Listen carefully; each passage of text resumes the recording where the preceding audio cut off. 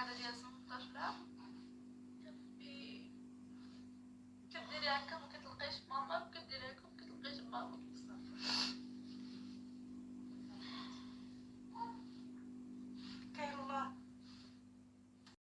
السلام عليكم خوتي، كي دايرين؟ لاباس عليكم؟ احوالكم طيبه؟ كنتمنى تكونوا بخير. بغيتش نطول عليكم. المهم هذا الفيديو درتو باش نشارك معكم واحد المقطع او واحد الكلاش ارض جو اللي دارتو يسرى لمرات باها السريعه. كيف ما شفنا البارح دارت اللايف ديال 18 عام، اللايف اللي داز في اجواء ديال كنازه اللي كان بطبيعه الحال موجد ليه كيف ما شفنا في اللايف اللي دارته سريعه قبل بساعتين تقريبا. فكانت قالت باللي كنظن باللي الاجواء غادي تدوز حزينه وغدوز بكا وغدوز حيتاش بوكريشه ما كاينش معانا، ولكن ما توقعتش نهائيا. هاد ربما زله لسان بالحق بالنسبه لي انا، فخرجت من القلب اللي قالت يسرى، واللي هي حسات بها مزيان. وصلتها الضربه ديالها، وصلها الصهد ديالها كيف ما شفنا في الفيديو. مهم كيف ما شفنا ان يسرى كانت كتفكر في الاب ديالها وكتهضر عليه، وفي نفس الوقت فكرات وهضرات حتى على الام ديالها وبقات كتبكي عليها. اكيد حتى ولو كان هذا تمثيل، فاكيد بلاصه تمها بقات وحسات بها، وصلتها الضربه ديالها، وصلها الصهد ديالها كيف ما هي تألمات عليها قبل، كيف ما شفنا سعاد تألمات قبل. المهم خوتي كيف ما شفنا ان في اللايف ديال لبنى ديال السريعه كانت كتقول باللي كانوا موجدين لعيد ميلاد، كانوا متفقين وكيحلموا انهم يديروا عيد ميلاد كبير. بالحق ملي طرا ودخل بوكريشه للسجن تبدل كل شيء وتبدلوا البلانات ديالهم. وكيف شفنا اللايف اللي داروه او عيد ميلاد بالاحرى اللي داروه داز في جو جنائزي بامتياز، حضره فيه سريعه بطبيعه الحال هذيك ما ضروري منها، وحاضره الجده او الشقروفه. بالنسبه لي انا الشقروف لانها ما كتستاهلش الاسم ديال جده. جده او مراه اللي كتشجع على هاد الفعايل وكتشجع على العقوق وكتشجع على العصيان ديال الوالدين، ما كتستاهلش كلمه ديال جده، وما كتستاهلش ولادها نيت يقولوا عليها ما كتستاهلش كلمه ديال ما كتستاهلش كلمه ديال الجده. المهم كيف شفنا فكانوا جالسين ويسرى بطبيعه الحال واخده الكلمه وكتهضر، حتى خرجات هاد الكلام اللي بالنسبه لي انا فخارج من القلب. بالنسبه لي انا فالسريعه ما دارتش بحسابه نهائيا، هذا رايي.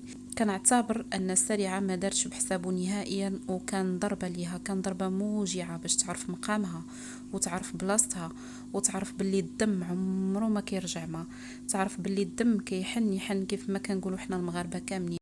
وطال الزمان ولا قصر، طال الزمان ولا قصر، فاكيد هذوك البنات غيعرفوا مقامهم وغيعرفوا المكانه ديالها وغيعرفوا بلاصتها. وانتي شفتي هادشي على عينيك في هذا اللايف اللي اكيد ما درتيش بحساب هادشي تسمعيه.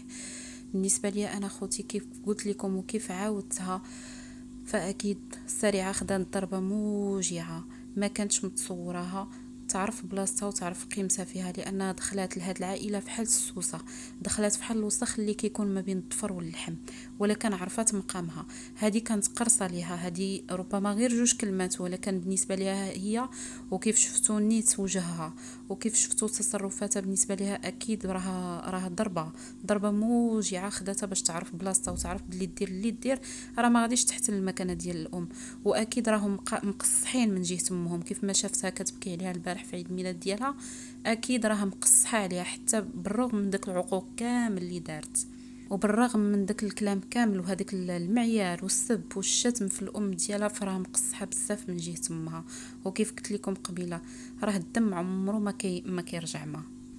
خوتي انا وحده من بزاف اللي كيعارضوا يسرى واللي ضدها، واقفه في ضدها واقفه في وجهها على قبل العقوق ديال الوالدين، حيت كنبقاو مجتمع مغربي، كنبقاو مجتمع محافظ، كنبغيو نشوفوا صوره زوينه على بلادنا. شفنا انها خلات بزاف ديال الناس كيهضروا، حتى ناس اللي من برا كيف ما شفنا راه خرجوا حتى منتقدين من تونس ومن بلادات اخرى وكيهضروا على هذا الموضوع هذا ديال يسرى مع الام ديالها، وما قابلينش هذا العقوق هذا لا في المغرب ولا في بلاداتهم، وكيعارضوا وكينتقدوا في الفيديوهات ديالها باش ما يتنتشرش هادشي، لانها مؤثره وكتاثر على واحد الفئه كبيره.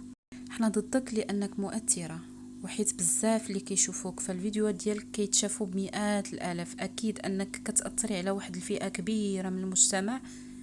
خاصة المراهقين والناس اللي قدك، خاصة البنات اللي في اللاج ديالك. هادشي ما بغيناش ينتشر، حيت ما قابلينش يكون العقوق في العائلات ديالنا، ما قابلينش يكون العقوق في ولادنا، ما قابلينش يكون العقوق في خوتنا، ما قابلينش يكون العقوق في بلادنا كامله. يعني حتى ولو كان جار او لا كان قريب ولا بعيد، حتى في اليوتيوب ملي كندخلوا باش نشوفوا بلادنا وشنو طري في بلادنا، ما كنبغيوش نشوفوا هادشي، ما كنبغيوش نشوفوا ان كاين سلبيات، كاين شي حاجه اللي كضر المجتمع ديالنا بزاف. كنطلبوا الله يهديك ويصلح حالك، ترجعي للطوع ديالك وترجعي لطوع ميمتك اللي اكيد حتى شي واحد في الدنيا ما غيبغي لك الخير قدها. فدورتي بك 4 ديال الشلاهبيه، بالنسبه لي انا 4 ديال الشلاهبيه دورتيهم بك، كيتاجروا فيك، كيديروا ما بغاو فيك، كيخرجوك قدام مئات الاف الناس، تشتمي وتعايري وتسبي في فمك. الام كتبقى ام، ما كتسبق حتى شي حاجه، لا في ديننا ولا في بلادنا ولا. هادشي كان سابقا، انتي الاولى اللي خرجتي بيه، وكنتمنى ان حتى شي واحد ما يديرها وراك ويخرج للعالم بهاد العقوق هذا. اخر الكلام غادي نقول لك الله يهديك والله يصلح حالك، الله يهدي وليدات المسلمين كاملين. كيف قلتي انتي كملتي 18 عام، شنو درتي؟ ما درتي حتى شي حاجه، من غير العقوق، من غير المشاكل، من غير انك خليتي واحد البصمه، خليتي بصمه مسخه في حياتك. لان اللي كتقال في اليوتيوب واللي كتخرج في اليوتيوب يتفكروك بيها ويفكروك نيت بيها. ديري اللي درتي، حتى شي حاجه خايبه كتحطيها في اليوتيوب وكتنسى، حتى حاجه ما كتنسى، ويجبدوها عليك. الارشيف ما كيرحمش، وبنادم كيبقى مفكر. خليتي بصمه خايبه عليك، ما ربحتي والو. شنو ربحتي؟ ربحتي العقوق. الله يهديك، الله يصلحك. نتمنى ربي انك ترجعي تفكري في هادشي اللي كديري. نتمنى انك تراجعي الحسابات ديالك وتفكري في هادشي اللي كديري وتطلبي السماحه من امك وترجعي لطوع امك. هادشي اللي كنتمناو، لان ما كنبغيوش نشوفوا المشاكل هكا، خاصه ما بين الام والاب. الله يهديك والله يصلح حالك. كنتمنى تحلي عينيك على داك الرباعه ديال الشلاهبيه اللي دايرين بك، خاصه هذاك السوسه اللي بالنسبه لي انا اليوم راك عطيتيها كلاش هو هذاك، وعطيتيها فكرتي ولا ما فكرتيش فيها، خرجتيها من القلب ولا ما خرجتيهاش من القلب، ولكن راها اكيد غادي تحس بها. لانها ماشي حتى راه الناس كيدخلوا غراب علينا وكيدخلوا للعائله وكيدخلوا للبيت وكيشدوا مقام ديال العائله، ولا كان وحده داخله سوسه وداخله بهدف انها تخرب العائله، فاكيد غادي تبقى سوسه في عينين كل شيء، واكيد غتبقى هذيك الدوده اللي داخله كتاكل في كل شيء، وغتبقى داك الشلهبيه اللي كتشتت ما بين العائلات. خوتي خواتاتي، ما بقى ليا غير نودعكم. كنتمنى انكم ديروا لايك للفيديو، تشتركوا في القناه الا كنتم ما مشاركينش، فعلوا زر الجرس باش يوصلكم الجديد ديالي، وما تنسونيش من الاراء ديالكم ديروها في التعليقات. خليتكم على خير، نتلاقاو في فيديو اخر ان شاء الله. السلام عليكم.